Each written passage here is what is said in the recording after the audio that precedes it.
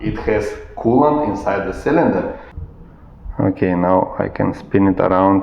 Here we go, I see another drop. We disconnect our MUF sensor connector. You can move your manifold outside. Hold it and just lose it. Finally, I've got the cylinder head out. Hi guys, I'm Sergey and welcome to my channel where we learn how to fix car by yourself. If I can fix cars, you can fix also by watching this video and learn. Today we have very popular model, very popular car. This is 2014 Chevy Cruze with 1.4 4-cylinder turbocharged engine. This Cruze has two most popular problems with this engine. First is a coolant system problem, thermostat issue, fan issue, overheating issue, and second one is blown head gasket. And today we're going to talk about blown head gasket, and I will show you how to detect blown head gasket and how to pull the cylinder head, how to change the head gasket, and also I will show you what kind of special tool do you need to set timing at this vehicle, at this engine. To do the timing, you must have this tool. This is kit special for this 1.4 turbo engine, and you must have this kit to set the timing correctly. Without this kit, it's impossible to do this job. Also, you need star socket, you need star Allen socket, and also you need, of course, a regular socket kit, which I have right here. This vehicle was losing coolant. The coolant level was going down almost every day, around 1 quart per week. And if you have the same issue, you recognize that your coolant level in coolant reservoir right here goes down, and you don't see any drops underneath the car. It means your coolant goes inside the engine and disappears somehow. And before I start to pull everything apart, I want to explain you how coolant might disappear, how coolant might go inside the cylinder. Coolant might go inside the oil also, and this is why first check the oil level. And if your oil level is fine, we have absolutely fine oil level, no milk in it, it means our coolant did not go inside the oil. Okay, then it did go inside the cylinder and burns inside the cylinder. How the coolant might go inside the cylinder? There are several ways. First, this is head gasket.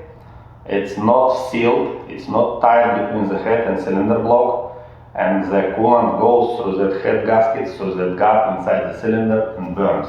Second, we might have cracked cylinder block, we might have cracked cylinder itself, and coolant goes from there inside the cylinder. We might have cracked cylinder head, and we might have cracked cylinder head inside the inlet pipe, where the air goes inside the cylinder before inlet valve. Okay, and let's start. Let's check. Let me show you how to check and be sure that we have coolant inside the cylinder.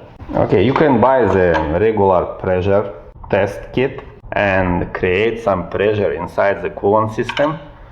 Put it over your extension tank, pump some air in it, like 10-15 psi, and let it sit over the night. I did it already. I left it set over the night with the pressure. It means if we had cracked head or we have some leak from between the head and block through the head gasket, the pressure will push that coolant inside the cylinder. And after that, we can take the spark plugs out and we can check if there's some coolant present inside the cylinder. What I'm going to do right now. You also might buy this kit. This is combustion leak detector with some specific fluid, and you start the engine, warm it up, let it run, open the extension tank, you put this colb in it, you pour some fluid in it, and if you have combustion gas going inside the coolant system, this gas will go through this liquid, and through the chemical reactions this liquid will turn to the specific color. This is how you recognize and detect that you have combustion gas inside the coolant system. And this vehicle has no combustion gas inside the coolant system, but it has coolant inside the cylinder, which is very strange, because usually if you have blown head gasket, the higher pressure go inside the coolant system, you have combustion gas inside the coolant system, you have overheating problem. This vehicle had no overheating problem, but we have again coolant inside, and this is very tricky problem, and we will go to find out what's going on. Alright, let's start. I put some pressure inside the coolant system, let it set overnight. Now I'm going to take spark plugs. I take this connector from the coil pack, I loose 2 bolts and just pull the coil pack out. Now I can remove the spark plugs. Alright, I did remove spark plugs, and I can see the difference. I can see that this one, the cylinder number 1, looks a little bit different. It has a little bit different color. You can see it a little bit darker, and also it had some moisture. It was a little bit wet. And now I can take a flashlight and just with light look inside the cylinder through the spark plug hole, and I can see that cylinder number 4, 3 and 2, they are completely okay and they are dry, but cylinder number 1 is wet. I can definitely see the piston, and the piston is wet. I'm going to use this lap scope with camera, and I'm going to dive inside the cylinder and try to find some coolant there. Alright, I'm ready to go inside, and I will also going to record the everything.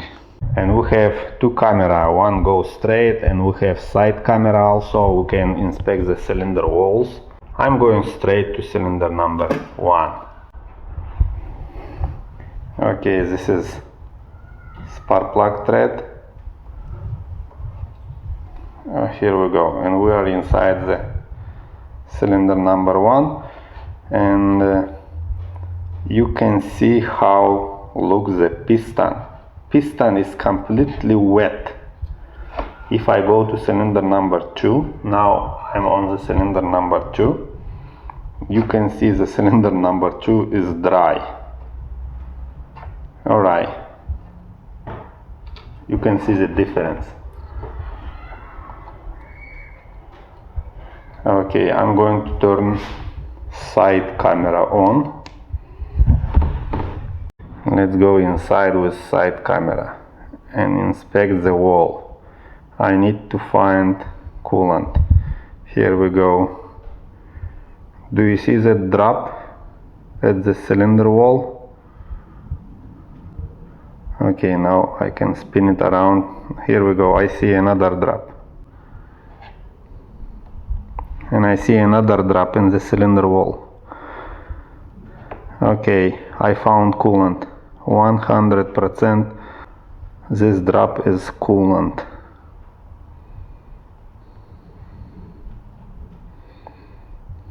We can turn around and find some more drops right here.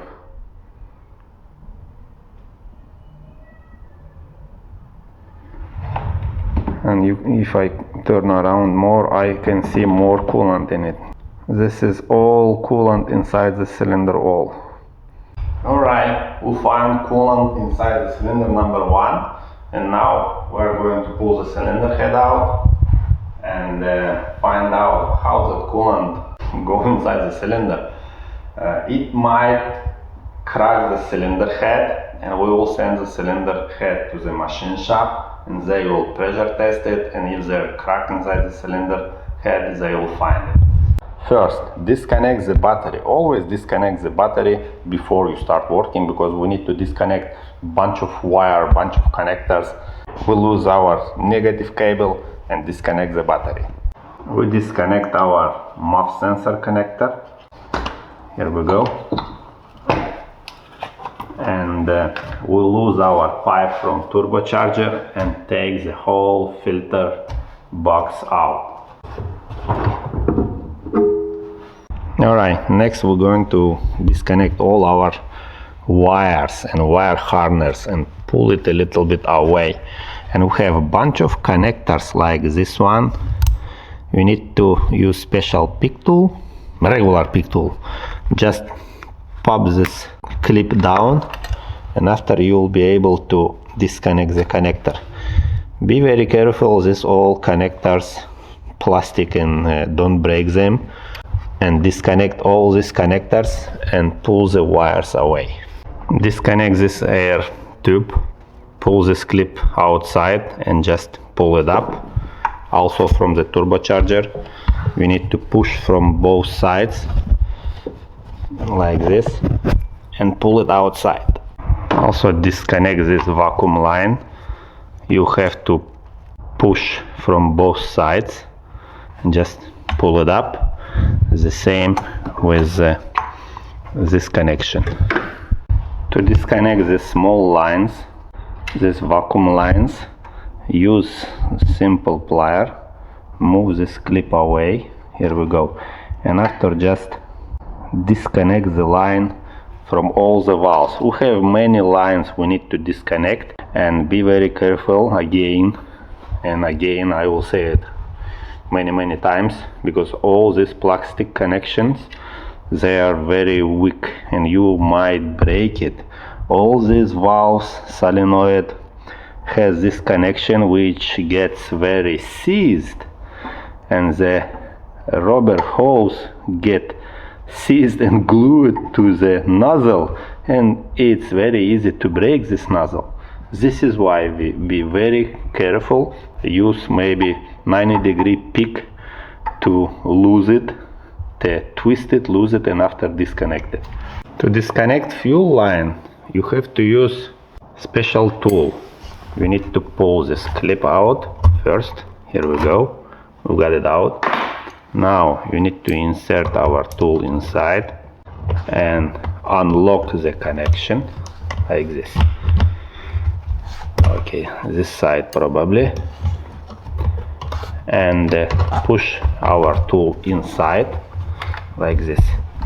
Be careful, we have pressure inside the fuel line, it will spill some. Here we go. Easy, just move it away and it will not bother us anymore. Next, we disconnect our injectors and pull all these wires away. I pulled the whole wire harness. Here we go. I disconnect the pipe from the throttle body and moved it away like this. Now I'm going to take out the intake manifold. It has star socket bolt. I want to take the intake manifold first and check our inlet line before the valve. Is there no coolant present? This is how I know that coolant does not leak before valve.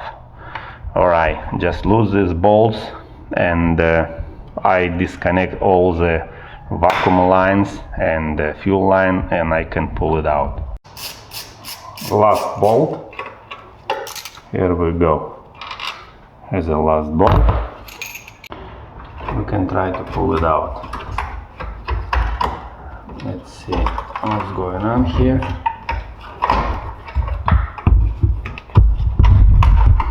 Here we go. I pulled the intake with this valve together. I didn't disconnect because you can break this nozzle.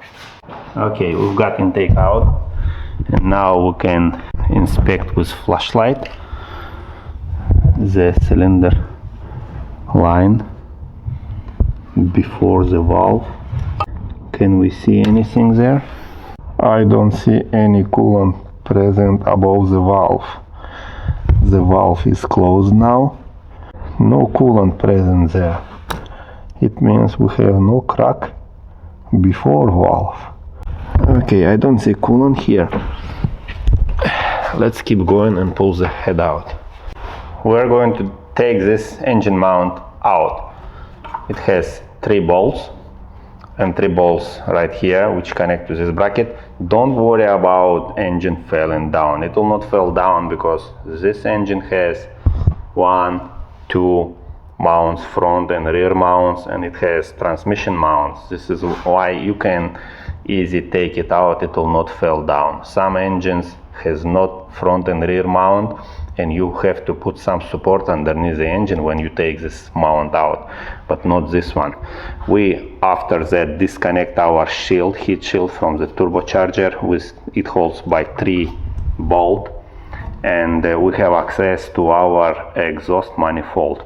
We do not take out the turbocharger. We just lose it from the head and we just move it away, just make a little bit gap, and we will be able to pull the head out without taking and disconnecting all our exhaust system.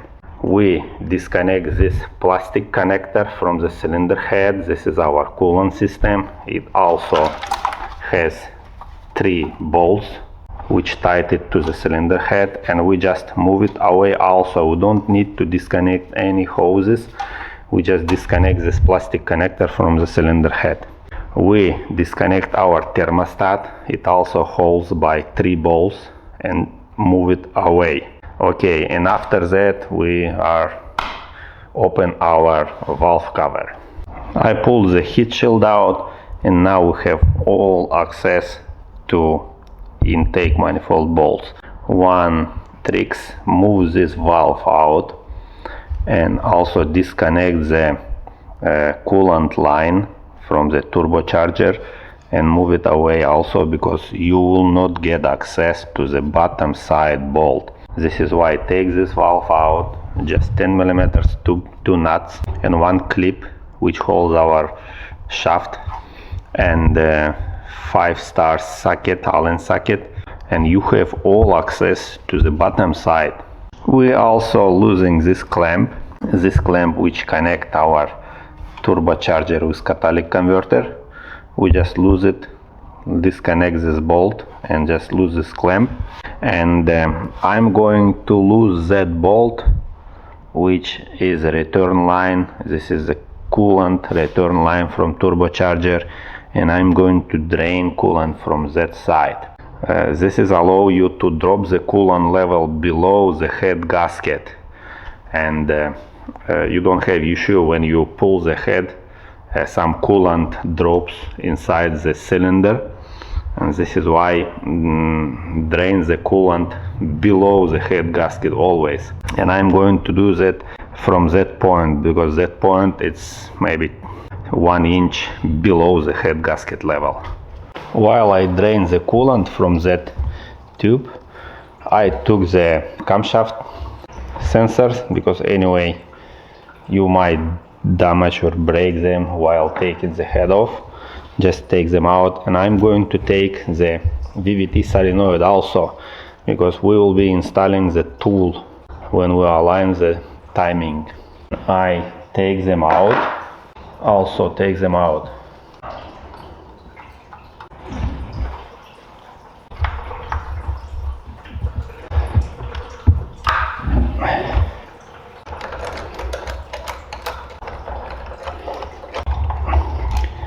You can see the engine went down a little bit, but all other mounts still hold the engine.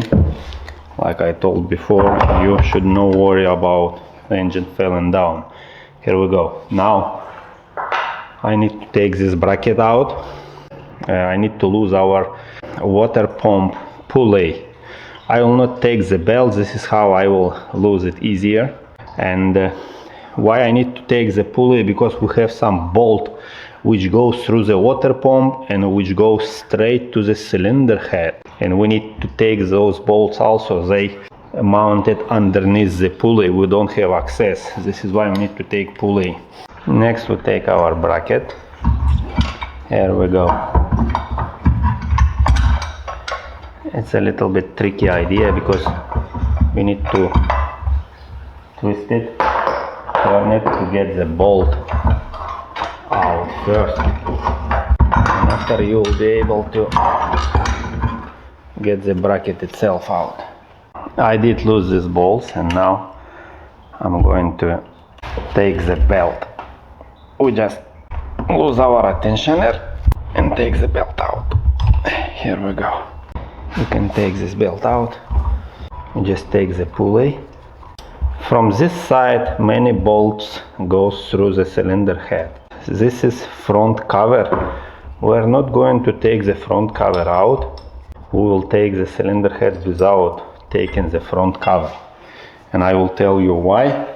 Because our front cover, this is whole piece goes until the bottom side, and it's connected to the oil pan from the bottom side. And you don't have to take the whole cover. You need to take the pulley to get access for these bolts. Some of those bolts go through to the cylinder head, like I told before. And now I'm ready to lose all these bolts. But before, I'm going to take the valve cover. To take out thermostat, just pull this clip up like this. Here we go. And just move it hose outside. Sometimes it comes out very hard. Be ready for that. We need to twist it and pull outside at the same time. Here we go. Okay, now we have 3 bolts left and 1 hose from this side. We just use pliers and move this clamp down and take out this hose. Now we are working on exhaust manifold with turbocharger. This is one piece, and you need to move it away, like I told before. I did lose this clamp and just moved it away, and I separate our exhaust manifold from the catalytic converter. And I also did lose 1 bolt down there, right there. I don't know, can you see it? Right there. Here we go. I did lose just a little bit and made the converter flexible. Now I'm ready to take the last nut which hold all my manifold, and we will be able to move it away.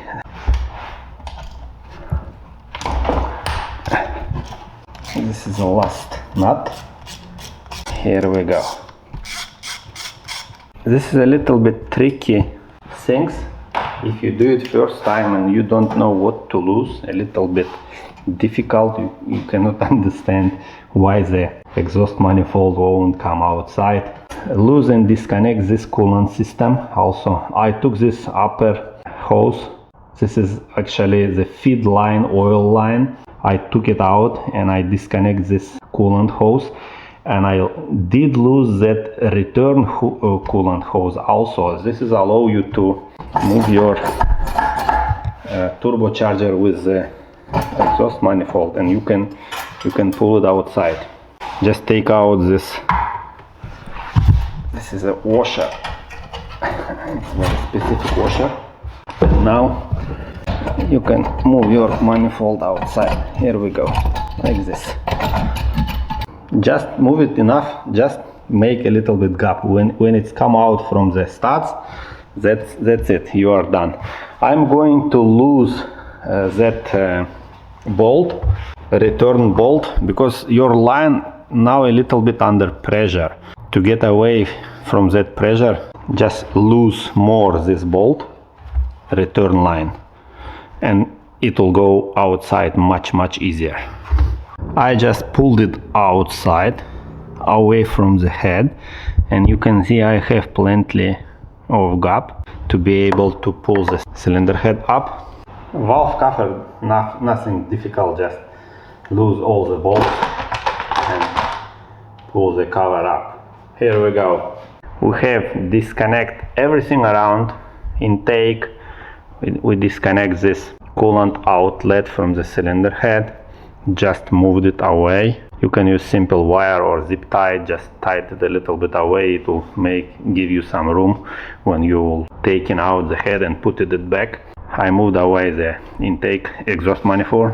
We need to lose our camshaft sprocket, but before we lose them, we need to align our timing and put special tool. To this side we have groove, cutted groove, and this groove might be parallel with our head surface, and we will install there simple tool which hold our camshaft, and after we will be able to lose our VVT sprocket bolt. And also we have special tool which holds our crankshaft and top dead center position. That tool goes inside the engine block. I will show you it from the underneath. They're special, you just unscrew a nut and there a hole inside the engine block. It looks like finger simple pin. Install it inside and you find the position and you hold the crankshaft in TDS and top dead center position. Okay, I went underneath the vehicle and here is the star socket bolt. This is actually a plug. You open that plug, you can see it. Install their special tool to hold our crankshaft. You lose that plug and that's it. You have a hole. And you install in that hole this pin from this toolkit. I turn the engine until I reach the top dead center and I install my tool. This is simple plate which goes inside the camshaft grooves and hold our camshaft in right position. And I also put that pin tool inside the block to the crankshaft. And now, before I start losing our sprockets bolts, take this hose from the water pump, move it away, and lose this plug. This plug goes to our chain tensioner, their hydraulic chain tensioner. Next, that hydraulic chain tensioner now in open position. It holds the chain tight always. You need to use screwdriver, go from this side and push to our gate and close our hydraulic tensioner. When the hydraulic tensioner is fully closed, we use special tool like this pin, a simple pin, and you install that pin inside the hole in the hydraulic tensioner, and our hydraulic tensioner will be in closed position and chain will be loose, and we will leave this tool inside the hydraulic tensioner.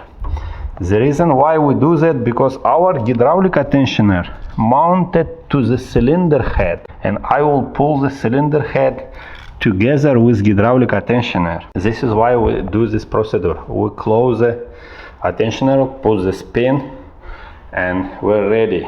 I use a screwdriver and I just push it all the way in, and now I just slide my pin inside. I just need to catch the hole. Here we go. I did. And now I'm going to show you that my chain is loose now. You can see the chain became loose. You can see it. Here we go. I'm going to take this plastic gate also out because it will be bother us when we take the head out. This is just 2 bolts. Take them out and move it away. And now, just now, after our tensioner in locked position, and we put all our tool, we put pin in the crankshaft, we put tool at the camshafts. Now I can lose these bolts and move our gear with chain together away. I will not take chain, I just move it away from the camshaft and we will be able to take the head. The sprocket tied with bolt socket number 24 millimeter. And when you lose this bolt is very torqued with very high torque. Don't bend this tool. I use usually wrench. You have place right here. You can put your open wrench just to hold it, you know, because without holding you can bend a little bit this tool. Hold it and just lose it. Here we go. 1 and 2. Our chain is loose already, you shouldn't worry about timing now.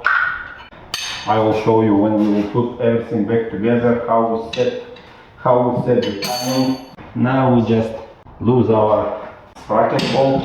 We take this plate first, the plate which goes to camshaft sensor. We've got our bolts out, and I just popped the sprockets out, and you can see I use simple zip tie just to hold them, don't let them fall down. I'm almost ready. You can see the head bolts, they are star socket bolt, and I'm going to take this tool to get access for these corner bolts. I will take this tool out, and also left some bolts from this side. I will show you now. These bolts which connect our cylinder head to front cover. Some bolts from this side, some bolt from this side. Here we go, this one, and this one. And also I'm going to show you how it looks like our pin installed inside the tensioner. Here we go. About this side, when you pull the head out, be careful because you can move this pin and your tensioner will open up and throw the piston, because tensioner has no limit.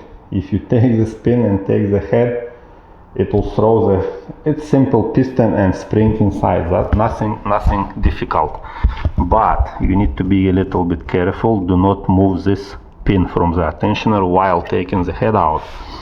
And we have also bolt right here, which was underneath the pulley. We didn't get access, which goes through the cover until the head. This is why we took the pulley out, to get these bolts also out. We lose all these bolts, take them out, and we lose our cylinder head bolts, and we are ready to pull the head out. Okay, we are losing our bolts, and we start from the corner, from this side, after this side, and go to the center.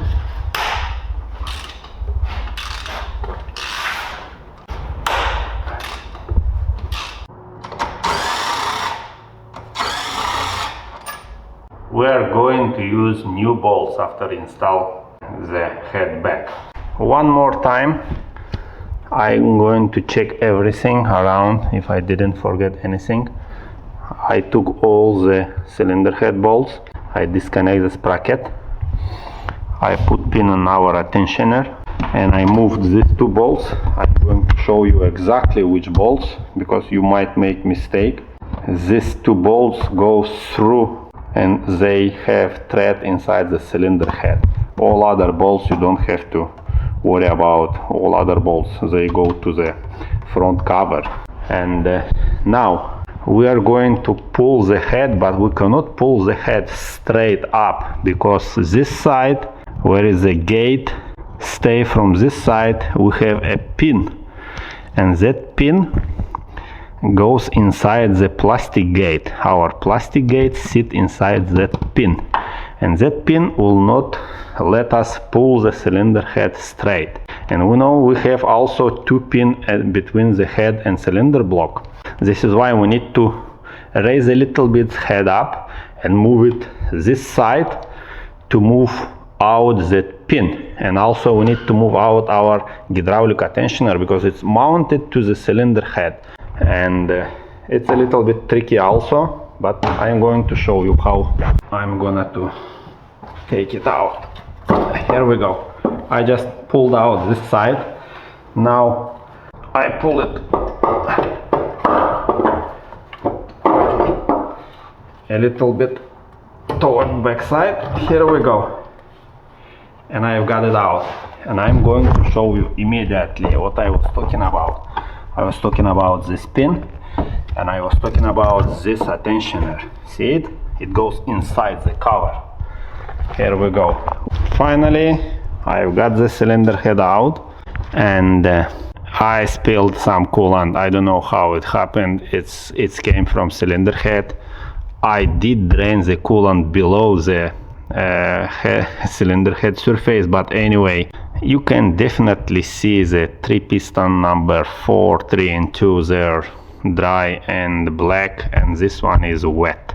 This one is definitely wet, and you cannot actually see anything wrong with the head gasket. I don't see any burn places from where gasket was not holding the coolant, and this is a very tricky and interesting thing. This is how looks cylinder head, and I'm looking at this cylinder head, and I don't see any places where gasket was not sitting and was not sealing. All the surface around is perfect, no scratches, nothing. I see some line close to the spark plug hole. You might see it also. It looks like crack or not crack. I have no idea. It's probably not crack, just dirty. You can see this scratch and this scratch.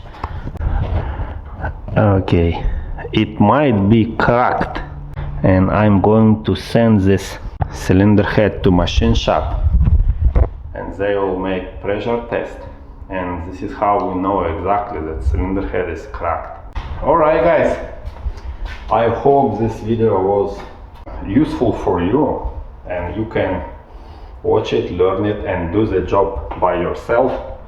Subscribe my channel, and next video we are going to put the cylinder head back, and I will show you how to use the tool, how to align the timing, and how to put everything back together. And also you will find out what's going on with this cylinder head. Head gasket cannot leak just inside the cylinder. The compression and combustion gas will go inside the coolant system, but we did not have combustion gas inside the coolant system, and this is a very strange trick. This is why I'm saying the cylinder, something wrong with cylinder head. Alright, I wish you good luck, and see you next video, and we will finish this vehicle. See you guys, bye bye.